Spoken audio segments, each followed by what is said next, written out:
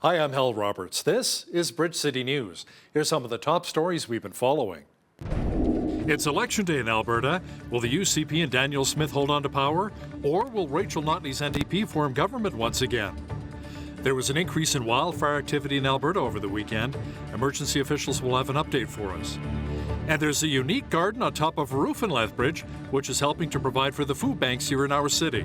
BCN's Micah Quinn will have that story. Your nation, your province, your southern Alberta. From the heart of Lethbridge, it's Bridge City News with Hal Roberts. Thanks so much for joining us. Welcome to Alberta Votes 2023. The Alberta provincial election unofficial results are rolling in, but slowly. And so far, Daniel Smith and the United Conservative Party are leading in a number of ridings. At last count, the UCP were leading in 52 ridings, while the NDP were leading in 35. 44 seats are needed for a majority government. Just under 50% of polls have reported in so far. UCP leader Daniel Smith is leading her riding in Brooks Medicine Hat quite handily with a 5,000 vote lead over the NDP's Gwendolyn Dirk. Rachel Notley is leading in Edmonton Strathcona by just over 5,100 votes. There were close to 3.5 million registered voters in the province. Elections Alberta says official results will be released on June the 8th. As for the Lethbridge candidates, in Lethbridge West, the incumbent and NDP Shanna Phillips is leading the UCP Cheryl Seaborn, an RN and business owner, by around 700 votes. In Lethbridge East, the incumbent Nathan Newdorf of the UCP, who's also Deputy Premier and our province's Infrastructure Minister, was losing to the NDP's Rob Miyashiro, a former City Councillor, but it's still early, by around 140 votes. BCN's Jeanette Rocher joins me at the desk here for Alberta Votes 2023. Jeanette, let's talk about some of the other big-name candidates right here in southern Alberta. Yeah, well, Hal, it has been a very, very slow night of counting so far, but there have been a couple of landslide wins so far this hour. So in the riding of Tabor-Warner, for example, the incumbent Grant Hunter has an astronomical lead. He's already had by roughly 1,800 votes. And in Livingston-Macleod, the UCP's Chelsea Petrovic leads her nearest competitor, the NDP's Kevin Van Tighem, by 2,600 votes. And how the UCP's Joseph Scow in Cardston-Sitsica is leading the NDP candidate Colleen Quintal by more than 3,000 votes. And in Cypress Medicine Hat, the UCP's Justin Wright is leading Kathy Hogg by a landslide very early on. As of this hour, he's leading by more than 1,400 votes. But the night's still young, Hal, and so far voting is very slow. So at this point, anything could happen. So, Jeanette, as for some of the other big names in Daniel Smith's cabinet, the UCP's Tyler Shandro, who's running in Calgary-Acadia, is losing to Diana Batten at the NDP by just over 40 votes, so it's still early and still quite close there. In Calgary Shaw, Rebecca Schultz, who is Daniel Smith's Minister of Municipal Affairs, was winning by 120 votes. Devin Dreeshen, the UCP candidate for Innisfail-Sylvan Lake in central Alberta, is leading his NDP competitor Jason Hystad by around, he's got quite a nice lead here, 2,000 votes. Wow. The UCP's Casey Madu, Edmonton Southwest, he's losing, though, to the NDP candidate by around 300 votes. And then, Hal, we're not done yet. So in Red Deer North, the candidate there, UCP's Adriana LaGrange, is leading the NDP's Jaylene Tweedle by around 1,000 votes. In Red Deer South, the candidate for UCP, Jason Stephan, is leading the NDP's Michelle Bayer by 2,500 votes. The UCP's candidate for Fort McMurray Lake La Biche, Brian Jean, that's a very familiar name, of course, he's beating the NDP candidate Kaylin Hobbs by 900 votes. Thanks so much, Jeanette. And we'll have more results for you, for a lot of our viewers, for Alberta Votes 2023 as the votes slowly come in on Tuesday's newscast. Alberta wildfires say there are currently 60 wildfires burning in the province. Of those blazes, 17 are classified as out of control. Officials say a lot of the province has been scorched this wildfire season, and it's not over just yet. So far this year, we've responded to 532 wildfires, burning more than 1,063,000 hectares. This is almost twice the size of Prince Edward Island. Firefighters expected to see increased wildfire behavior over the weekend, and we did. There were 7 new wildfire starts since my update yesterday. These wildfires were largely due to lightning activity in the northern parts of the province over the last 24 hours. This serves as a good reminder that we are still in wildfire season and with many months ahead of us. Now, Melissa Story with Alberta Wildfire says new fires did, in fact, begin over the weekend. She says there are 22 active fires that are under control and 19 that are being held. Our definition of a wildfire being held means that it's not expected to grow past expected containment lines. So with the current resources that we have on a wildfire and what we're looking to see for environmental conditions such as temperatures and weather, our containment lines are pretty solid. It doesn't necessarily mean that the wildfire is going to stay the same size because our containment lines might be outside of that. So that would include things like fire guards that we've built around the fires or natural breaks such as a river roadway that we've identified as a barrier for that wildfire. Story says many of the fires they're battling are currently under investigation, and most have been human-caused. A wildfire has damaged or destroyed a number of homes in suburban Halifax. Officials say the blaze is out of control due to gusty winds and dry conditions. Around 14,000 people have been forced to flee from their homes so far. When I had my truck up in Westwood, I went to save my excavator, and, well, not my excavator, but my boss's excavator, and I got stopped by a cop, and I saw one of the houses that was on fire, and it jumped over to the patch of trees right next to my truck and lit up, and then there was so many cop cars and stuff coming up the road that I had to back all the way back down to my house. So it was pretty intense there for a second. My truck was covered in ash, and it's all black on the side of the trailer, so it was hot. My girlfriend's family that's in Halliburton got evacuated, and all my friends are in Tantallon that all got evacuated, but I don't know anybody that was harmed by it. My house is up in Westwood, so it might burn down, so don't have a place to stay, and we just moved in there, so we don't have renter's insurance yet, so just a waiting game, I guess.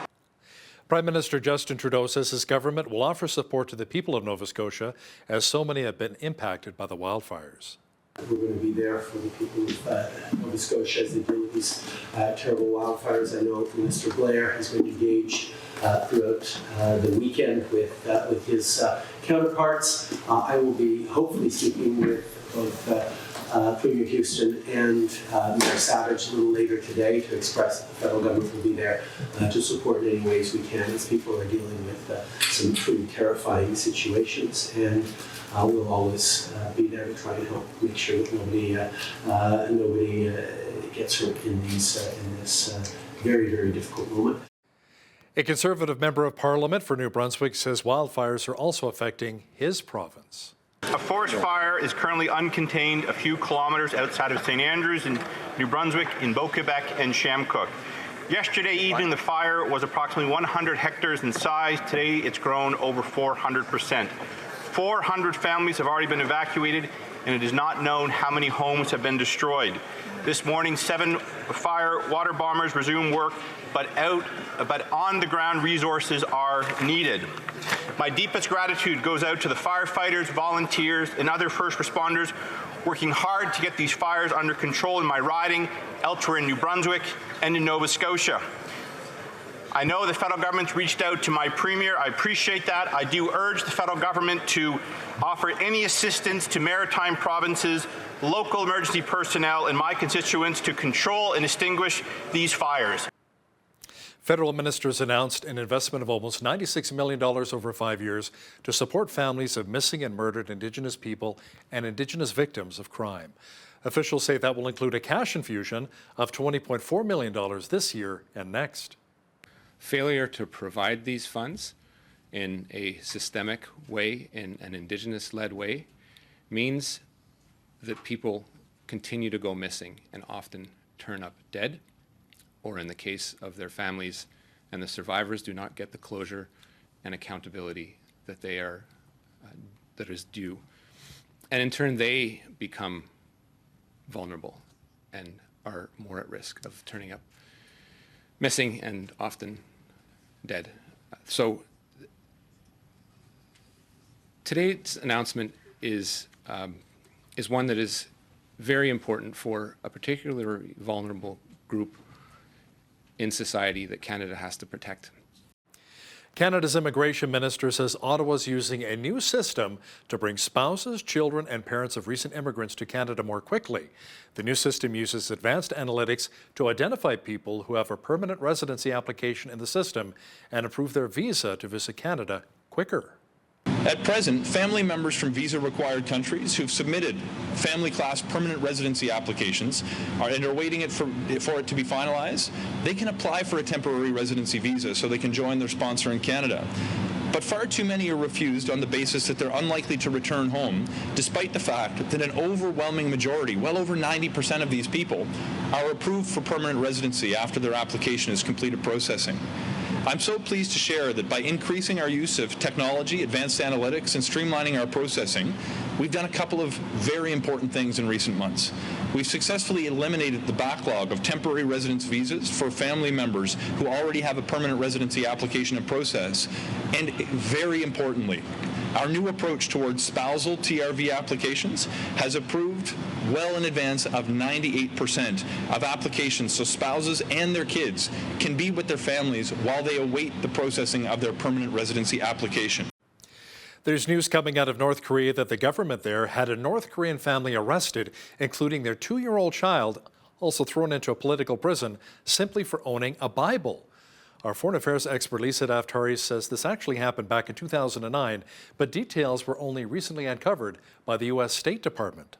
The fact that this story just surfaced is even more unbelievable. Of course, global community is trying to put together a list of human rights abuses by North Korea's regime, and this came up. Of course, that toddler is now in his 20s, but nonetheless, this is what they're capable of. This is what they've done for decades. So crazy story. They were caught with a Bible, obviously trying to punish anyone who's leaning towards God and towards Christianity. We've seen this in many parts of the Middle East and Africa, but we haven't seen it come out of North Korea, and here we have it.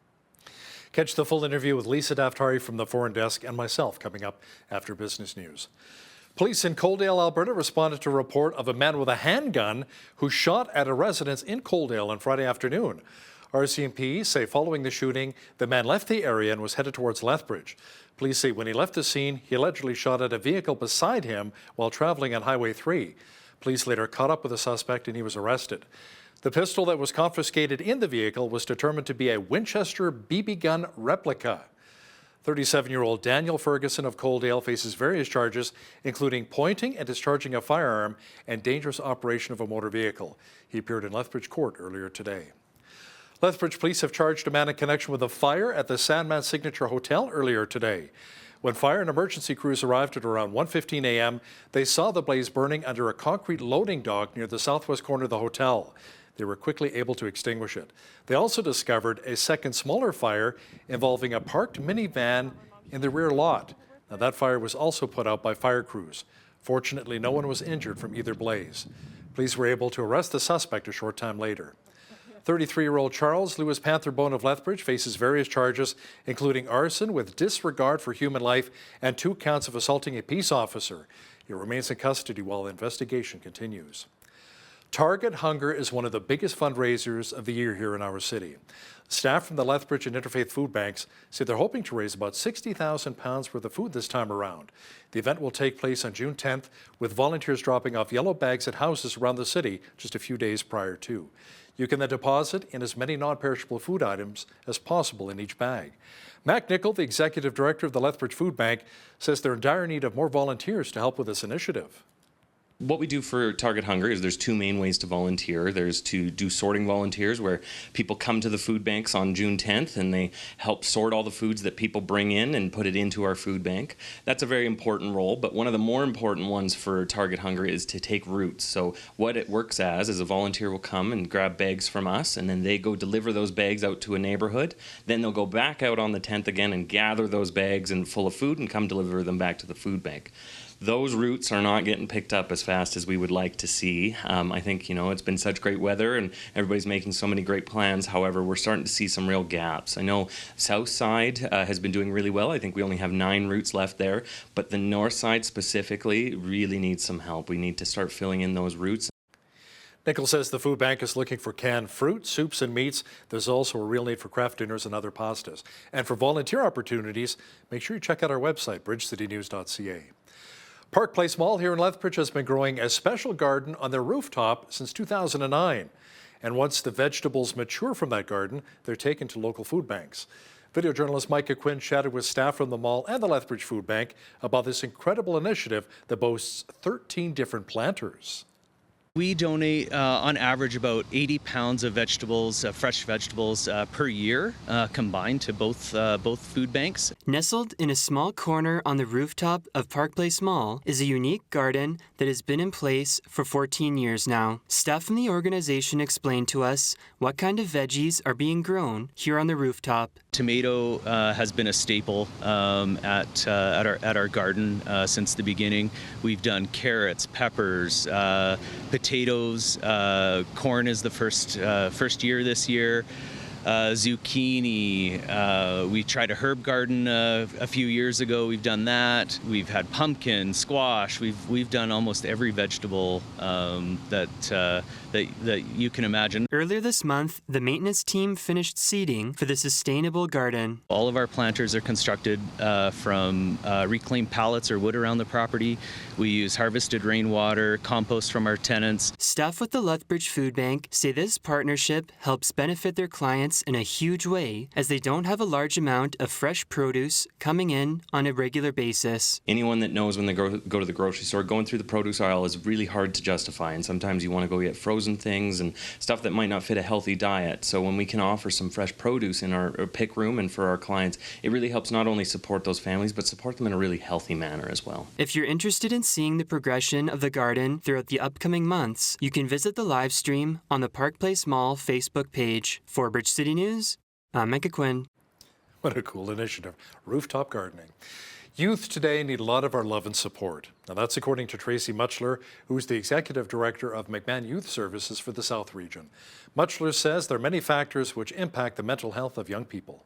Oftentimes there's so many complex and intertwining factors. And so oftentimes the youth that we're serving are very complex. And so one thing though that's prevalent right now in society, and especially with our youth right now, is mental health needs, and just really looking at the whole person's well-being. And so it might be mental health, it could be addiction, it could be housing, it could be skill building, anything to kind of support them in their transition into adulthood and independence.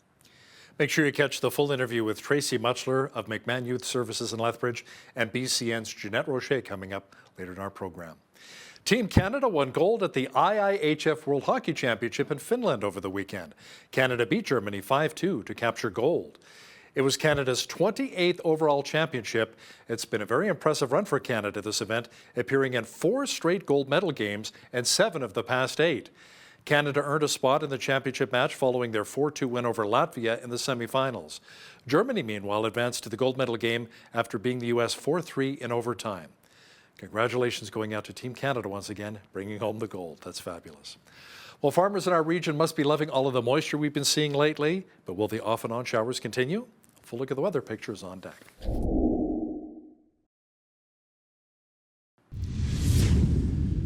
Well, we had sunshine mixed with cloud on Election Day today, and even light showers in some regions of southwestern Alberta again. The grass along the coulees is looking nice and green. Jeanette Rocher is on now with all of the weather details. Jeanette, it appears as though the sky may be clearing up, however, for a couple of days. Yeah, it certainly does look like that, Hal. We are going to be seeing those intermittent showers though throughout the week, including this evening. We could see some more beginning Wednesday night into Thursday with that 60% chance of showers. Also a 60% chance of rain Friday evening as well.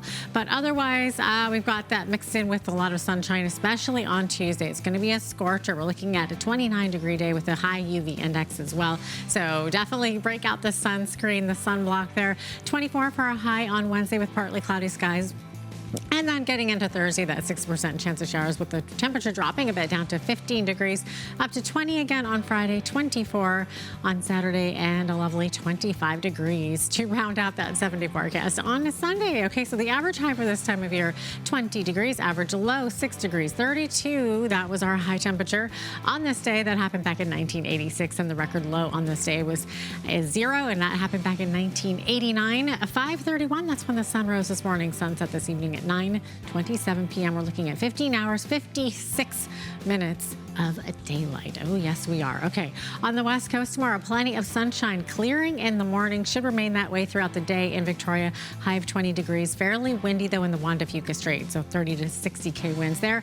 19 degrees in Vancouver, mainly sunny skies. Edmonton under a severe thunderstorm watch this evening, and then tomorrow also looking at 60% chance of showers with a risk of a thunderstorm. High of 21 tomorrow. High of 25 tomorrow in Calgary. Calgary seeing a risk of a thunderstorm tomorrow as well, along with a 30% chance of showers. As we get into the rest of the prairies, we are seeing those risks of thunderstorms as well in Saskatoon and Winnipeg. Saskatoon looking at that 60% chance of showers, 26 for a high, 28 for a high expected tomorrow in Regina with plenty of sunshine. They're going to be a hot one. A warm one as well in Winnipeg with that risk of a thunderstorm. And we are seeing some high humidexes as well throughout the prairie. So we're looking at humidex of 29 for all three of those cities. Same thing for the central part of the country. We're seeing very high humidity, high humidexes of 31 and 32 in these three cities here. Toronto, though, look at that. 29 degrees for a high, up to 30 for a high in Ottawa, and 29 as well in Montreal with clear skies all around. It's going to be very, very warm there. We do have frost advisories in effect, though, on the East Coast, including Fredericton, Halifax, and Charlottetown. We could see frost in those low-lying areas. Other than that, though, getting into tomorrow, Fredericton looking at a high of 26 degrees, plenty of sunshine. Now, Halifax also under an air quality statement. So they're looking at some smoke, which is reducing visibility. Otherwise, though, above that, clear skies. 23 for a high there, 21 in Charlottetown, and a high of 12 degrees in St. John's, Newfoundland with sunny skies. So there you have it. That is your forecast. Crescent Point Energy Group has restarted production that was shut down in Alberta due to the wildfires. The Calgary-based company was one of a number of oil and gas producers that was forced to temporarily stop output earlier this month. Analysts say at one point, more than 200,000 barrels of oil equivalent per day of production was impacted across the province. Paramount Resources Limited also confirmed it has restored the majority of production that it had temporarily curtailed. More Canadian companies are using so-called stay interviews when it comes to workers rethinking their careers. Employers are trying to learn what their companies can do to retain valued team members and keep them happy. More companies have been adopting the practice since workers are rethinking their careers, seeking more flexibility, advancement, and support. After weeks of negotiations, U.S. President Joe Biden and House Speaker Kevin McCarthy have struck an agreement to avert a potentially devastating government default. U.S. President Joe Biden and House Speaker Kevin McCarthy, the stakes are very high for both men. Now each have to persuade lawmakers and their parties to vote for it. U.S. Treasury Secretary Janet Yellen said the United States could run out of cash to pay the bills and default on its debt obligations by June the 5th. The ultimate agreement is a two-year budget that would hold spending flat for 2024 while boosting it for defense and veterans and capping increases at 1% for the year 2025. Now here's a look at today's market. Most of them are the same since Friday, since many of the markets were closed for the Memorial Day holiday in the United States. The TSX was up 47 points to 19,967. The Dow was up 328 points to 33,093. The S&P 500 was up 54 on the day to 4205, and the Nasdaq was up 277 points to 12,975. West Texas Intermediate Oil was up 37 cents to 73.04 U.S. per barrel. Natural gas was down 6 cents to 2.36 U.S. Gold was down 3.27 to 19.43.19 U.S. an ounce, and silver was down 12 cents to 23.18 U.S. an ounce. Feed wheat is at $11.08 per bushel, barley's at $8.82, canola's at $15.58, and corn is at $10.08 per bushel. Live cattle June contract is up 5 cents to 167.35. Feeder cattle August contract is down 78 cents to 233.93. And lean hogs June contract is down $1.58 to 76.08. The Canadian dollar was down slightly to 73.56 U.S.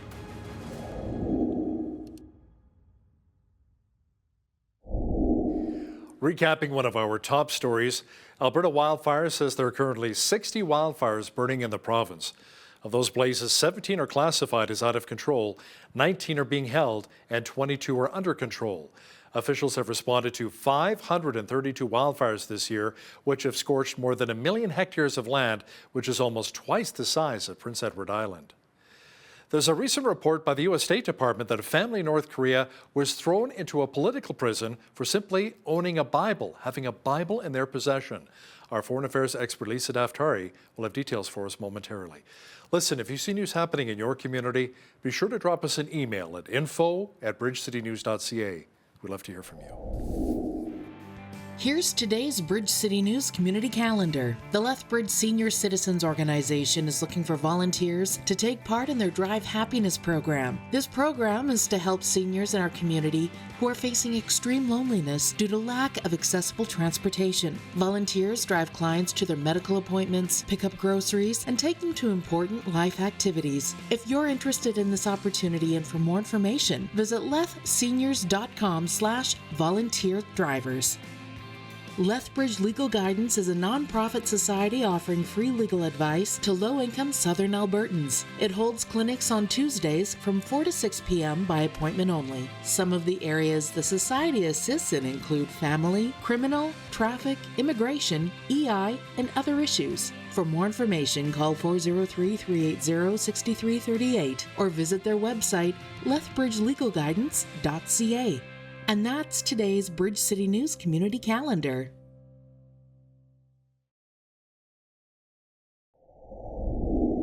Mexican President Andrés Manuel López Obrador is allegedly targeting U.S. voters, advising Hispanic American voters to oppose Florida Governor Ron DeSantis in the upcoming 2024 U.S. presidential election. Now, to chat about this in more detail is political reporter and host of the Foreign Desk, Lisa Daftari, joins us once again from the City of Angels. Now, Lisa, the Mexican president is apparently not a big fan of DeSantis. Why is that? He says DeSantis has his hand in corruption like the rest of the politicians, and he's of the political class. Look, let's just take a step backwards here. This is interesting because we're seeing election interference, not in the clandestine way of hacking our systems or getting into their own state-owned media, but this is an actual state leader who is openly giving his opinion and trying to influence a U.S. election. So he's telling Hispanic voters, and as we all know, many Hispanic voters in the state of Florida, where DeSantis did overwhelmingly win re-election, and he's telling Hispanic people all around the country not to vote for him because he is as corrupt as they come. Very, very, very interesting times, and it just shows you where this election is going. It's going to be a very chaotic, I'll leave it at chaotic. I was going to call it a circus, but maybe that's, we'll see when we get there. But the fact that we're openly seeing this kind of interference, I know Iran's regime is going to chime in. I know North Korea is going to chime in. I know China is going to chime in, and Russia, and all of them. But it just shows us where we are in terms of our own political climate here in the United States. You know, it's funny, here in Canada, we've been talking a lot about China's alleged foreign interference in our elections here too. So, and many are calling for a public inquiry into that. Now, Lisa, the state of Texas is apparently suing the Biden administration over newly created asylum rule that utilizes a mobile application. How does that work? Right. So there is this application that says if you are illegal, meaning you do not have proper documentation to enter the country, you can just get on this app, which is created by the administration. It's the Border Patrol app, basically.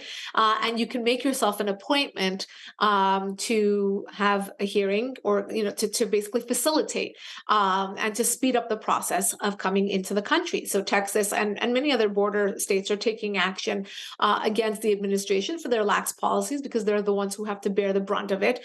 As we see, when it trickles into even bluer states and cities like New York City, we see the mayor over there is up in arms. He's done with being in a sanctuary city, and doesn't even want to be called that anymore, because they just cannot absorb the sheer numbers. They do not have the resources. They cannot handle the vetting, the crime, the hotels that are being overrun, etc. So border states like Texas taking matters into their own hands and saying to the administration, if you're not going to stop this, we'll have to take legal action. So they're actually suing the administration because of this app. And they're saying that it's not only facilitating, but it's basically increasing and encouraging illegal immigration. Let's make our way overseas for just a moment here now.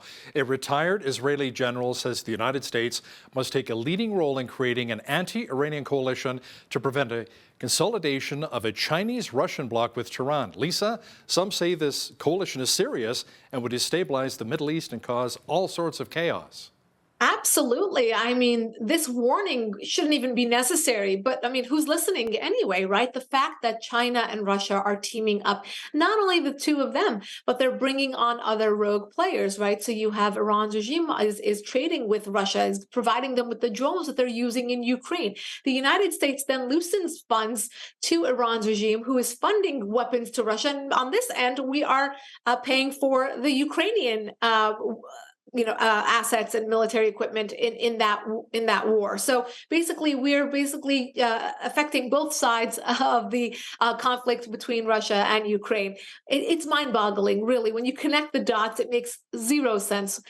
In terms of foreign policy, we do know that China and Russia are teaming up. We know that a lot of rogue nations are teaming up. They're doing many things to bring about normalization in the region. As you know, they brokered the deal between Saudi Arabia and Iran, which should have been something maybe the United States would have wanted to be privy to, or bringing Saudi Arabia to be a part of the Abraham Accords is something that the United States wanted to work towards. But this bloc is actually stopping them. I know Canada, where you guys are, you just normalized relations with Saudi Arabia last week. This is big news.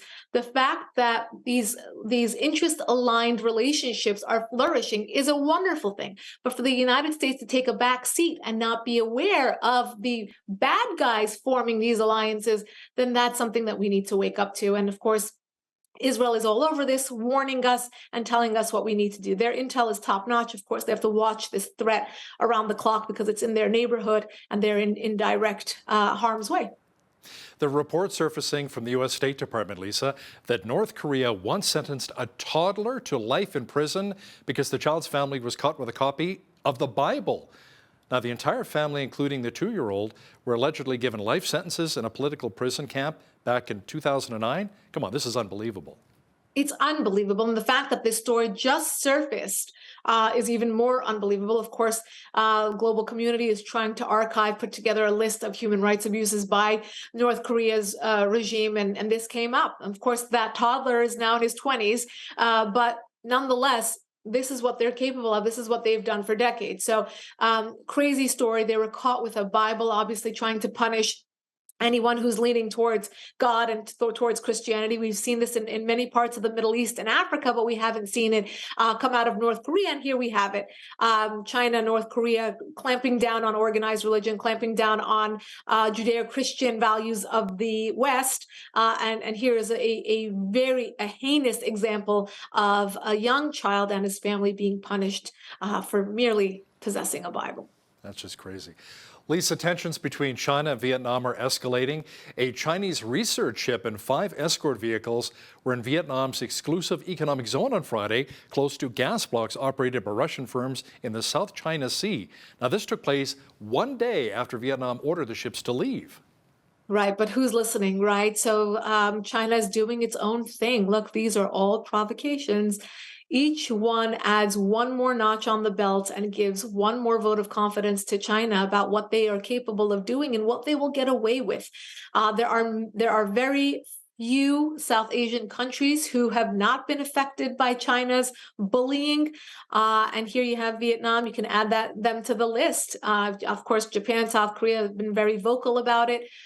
You can add, again, Vietnam to the list, and Taiwan, of course, we're waiting for the announcement of that invasion. And it looks like this is exactly what China is working towards, to make that invasion. Now, here's something you don't hear about every day. Belgium and Iran did a prisoner swap. An Iranian diplomat convicted of attempting to bomb exiles in France is returning to Tehran, and he was all decorated, nice flowers, he looked nice and healthy, in exchange for a visibly gaunt aid worker who's headed back to Brussels. Right, and it's horrific how that the world is celebrating this swap. Look, I'm happy for the family of the aid worker. He shouldn't have been, held for even one day, let alone over 400. But the fact that this uneven exchange, this unfair trade, to let a terrorist go to get an innocent aid worker out. The issue with this is the reason why the United States and many nations say we do not negotiate with terrorists. We do not basically, we don't get into these kinds of swaps, or we try not to, is because it sets a precedent that this is what they can get away with. So they hold innocent American citizens or Canadian citizens as pawns, hoping to get terrorists like this one off the hook. And unfortunately, the United States had to do it with Russia. They let Bout go, Victor Bout, who is a notoriously very, very dangerous arms dealer, to let Brittany Griner go, the WNBA player. I know it happens all the time because, of course, if you're the family of these citizens being held in these very dangerous places, you want them out at any price. But when you look at it from a geopolitical standpoint, this was an unfair trade. This is terrorism. It's Iran's regime bullying. And of course, they're going to round up more individuals from European and Western countries because they know that this could be the end result. Lisa, Turkey's President Erdogan was reelected on Sunday. Now that extends his authoritarian rule into a third decade as the country reels from high inflation and the aftermath of an earthquake that completely leveled entire cities. Yeah, it looks like, according to their own statistics, he was at 52% of the vote with 99% counted. He's already served 21 years. And of course, this makes his reign ironclad going into yet another term. Look, this guy's not going anywhere anytime soon. He is a de facto dictator, and they have these elections to make it look all pretty and nice. But we know that he is, in fact, a dictator. Turkey is a very interesting country. They've played both sides, the West and the East, very well. And they've managed to be viewed as a Western country while behaving very much like many of the rogue Eastern countries, and have maintained relationships with both sides pretty well because of their geopolitical advantages and location. So here's another term for Erdogan, a country to keep a close eye on in terms of what they're doing with neighboring countries. But here we go. Now, here's a story I had to read even three times. I couldn't believe it when I was reading this here. It appears as though, Lisa, the Russian Navy may have enlisted the services of a beluga whale to do some spying for them. The Norwegian government says this whale allegedly had a specially made harness with mounts for an underwater camera that had equipment of St. Petersburg spelled on it. Marine biologists say the friendly whale has been gathering information since 2019. We don't know whether to file this one under desperation or creativity. Look, it's innovation, right? So very, very interesting story. What are the Russians capable of? The fact that they're thinking outside the box like this and that it's worked for them since 2019 is pretty impressive. But yeah, this is one of those did you know stories.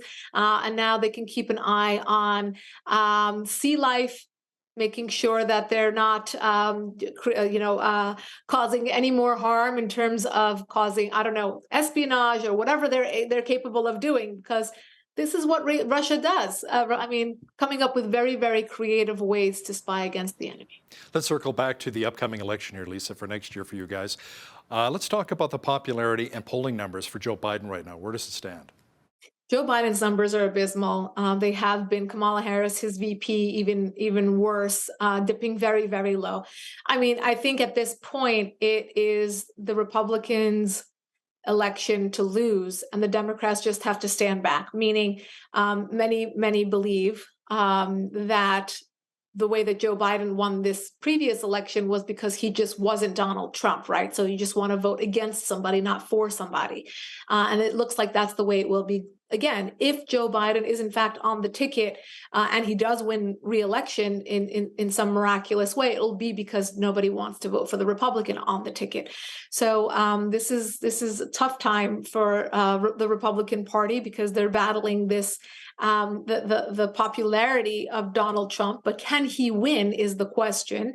And then if he does not win, how much damage will that competition be for the Republican candidate who has to go up against Joe Biden? How popular or basically how capable will that Republican candidate be to bring in the center, the women, the left of center, many of those who are absolutely ready to move on from Biden, and many are ready to move on from the Democrat Party because of a lot of the policies that have created, crime in cities, school issues, and the list goes on. Obviously, inflation being on the top of that list. So we'll have to watch this one carefully. But really, we're starting early. We can see many foreign nations are concerned. Mexico's chiming in. We're going to have a lot of other countries chiming in, hopefully not in a way that actually affects the election, but that we do get a capable and just a young energy in the White House to change things around for this country. But is DeSantis a big enough name for the Republicans to be able to defeat Joe Biden, or do they need Donald Trump once again? Yeah, that's the issue. I mean, right now the polls show that while DeSantis is gaining momentum, he cannot defeat Donald Trump. I mean, that's according to polls right now. I know a lot of people still find Donald Trump to be the number one choice, but then the question has to be, can he win it all the way? We don't want to prop up Donald Trump to lose against Joe Biden again, right? So it really has to come down to who can win at the White House, not who can win the Republican ticket. And of course, as you know, this country is very divided on Donald Trump, those who love him and love everything about him, and those who just can't even stand to hear his name. They don't want to be reminded of his wonderful policies because it just doesn't matter. I think the tweets and the jargon and the way that he speaks, it just really it really cancels him as a candidate for many people, unfortunately. So we have this infighting and this knee-jerk reaction to not allow him to even have a chance to just be in the running like everyone else, DeSantis, Nikki Haley, anyone else who's going to do well. But yeah, it looks like it's going to come down to DeSantis and Trump on the Republican side. It's going to be interesting. And on the Democrat side, I think if Joe Biden wants to run for re-election, then all he has to do is stay silent and see what the Republicans are going to do. Yeah, looking forward to see how it all unfolds. Political reporter and host of the Foreign Desk, Lisa Daftari, thanks so much for joining us today from Los Angeles. My pleasure.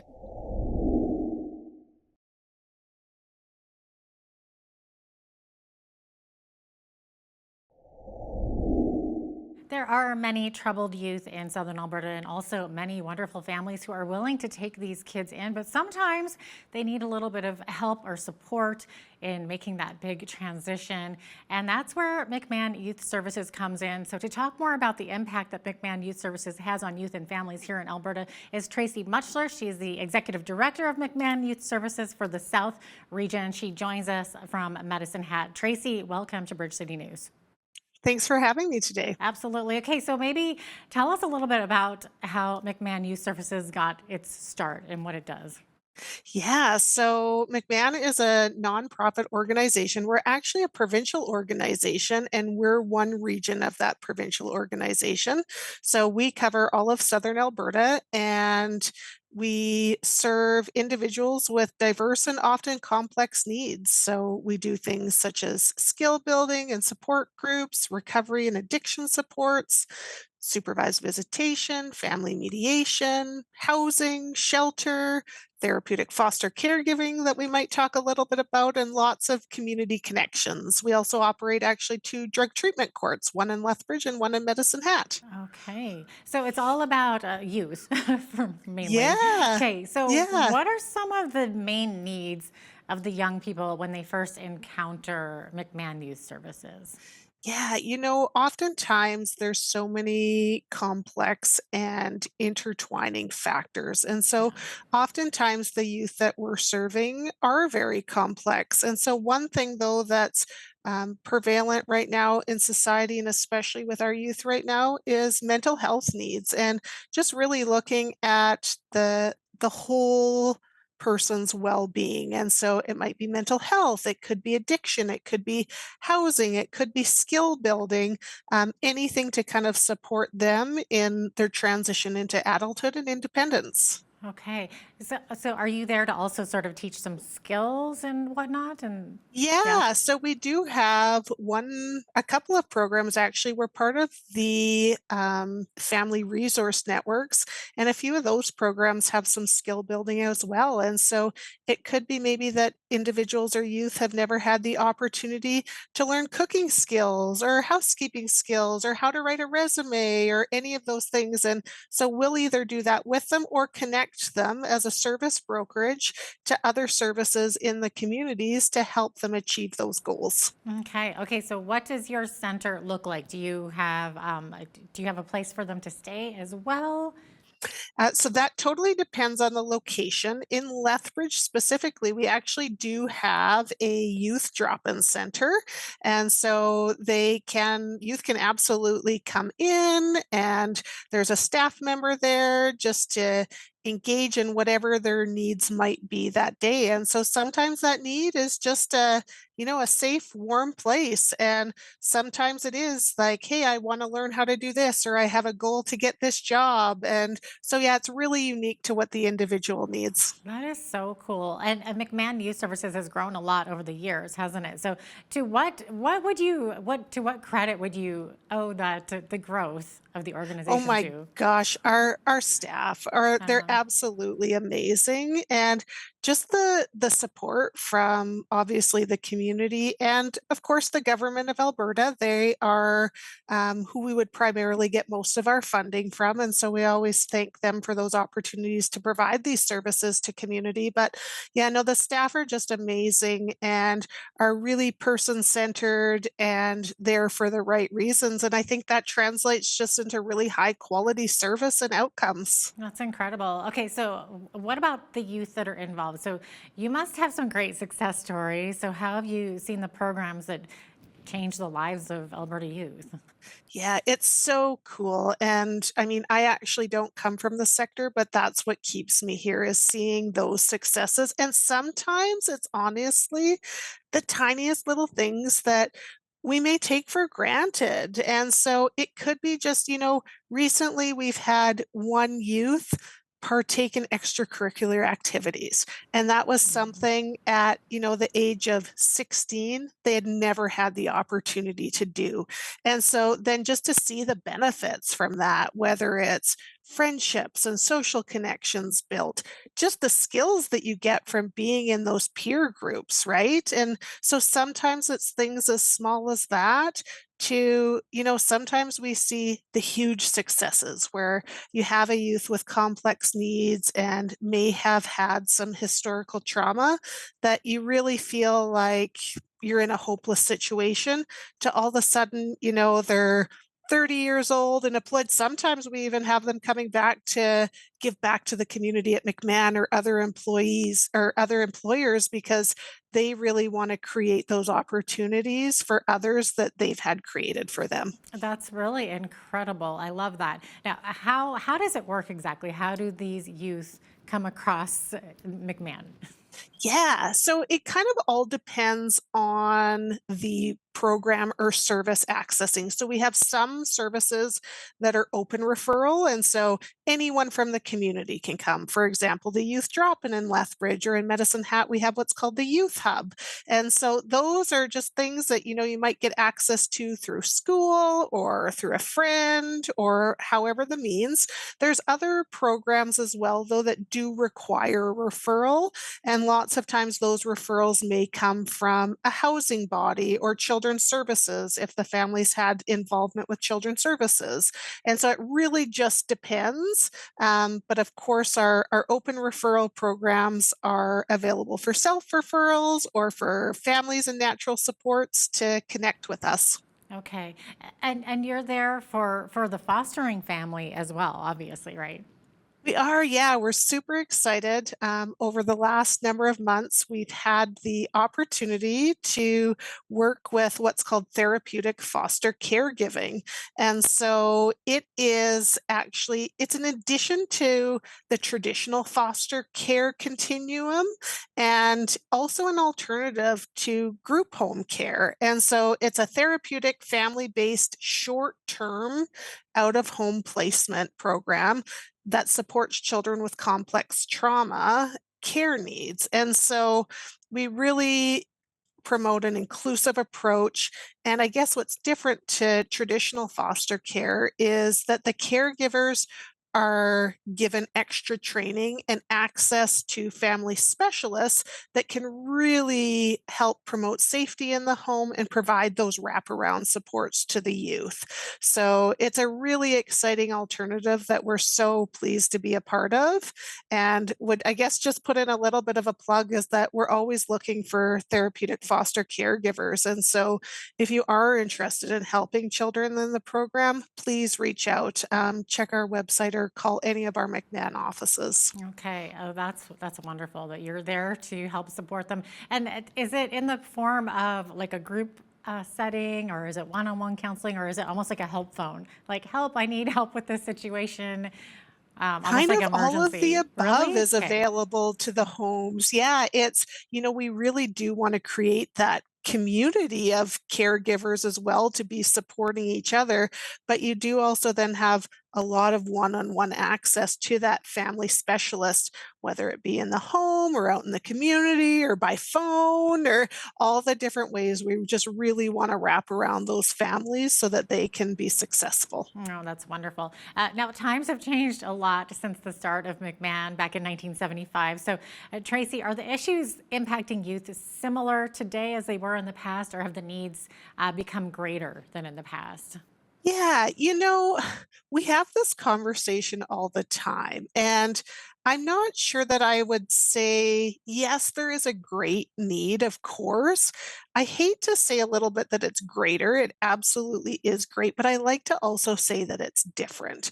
When we look at, practices, for example, with children's services, it's a very different practice approach than it was even 5, 10 years ago. Things are continually evolving. And so, what I would say though is oftentimes, in those types of referral programs, the needs tend to be sometimes maybe more complex than we've seen in the past. One thing that absolutely, and COVID's had another huge impact on that, is the mental health needs of, our children, our youth, and just our communities in general has been huge. And so, the conversations around that, I'm happy to see some of that stigma going away and just the awareness that there is. So, in that respect, it does feel a little bit different and heavier. Sure. It's rampant too, isn't it, these days? It's just Yeah, terrible. yeah. No. So it's great to hear more conversation around it. And so it's hard to tell, is it that more people are comfortable talking about it and the need has always been there versus is it a new need? But Yeah. we do know with children and youth that the mental health needs are significant right now, and Right. that's the future of our communities. So how do we invest in that? Yeah, I know we've talked to a lot of psychologists over the past little while during the pandemic, and where obviously the use of technology is up and internet, people becoming reliant on it, especially with the online school and doing everything from home during that time frame. So, do you find that this has had a factor on your youth? Has it helped or has it hindered them in any way?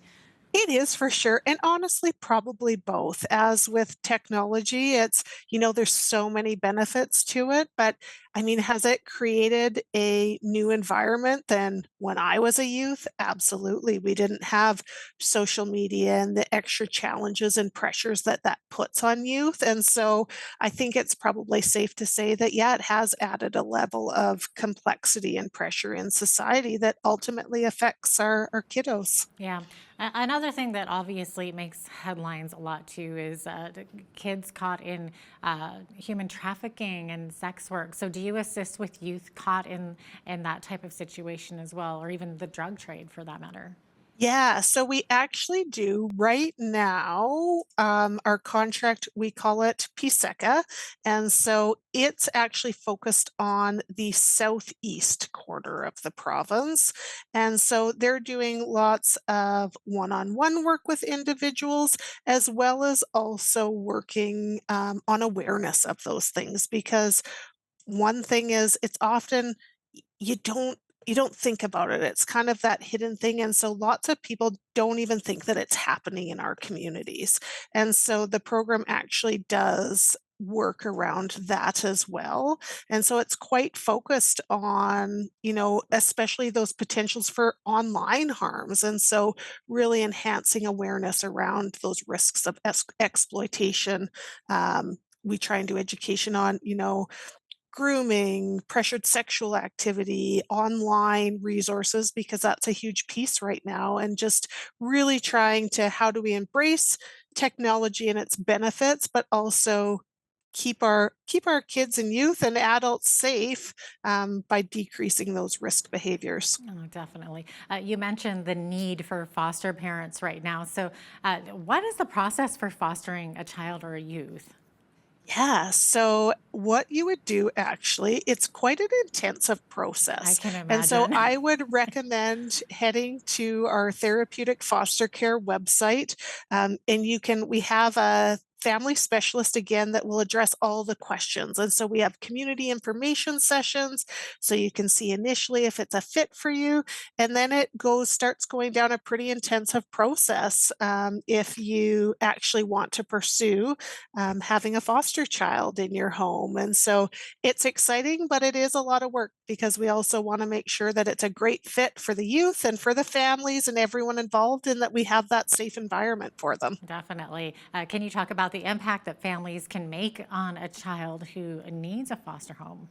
Oh my gosh, it's incredible. So even early in these days where we have only a few, the impacts have been incredible. It can be increased school attendance. Again, it can be those connections and extracurricular activities. It can be emotional regulation results on that where maybe they haven't had those skills to help regulate themselves before.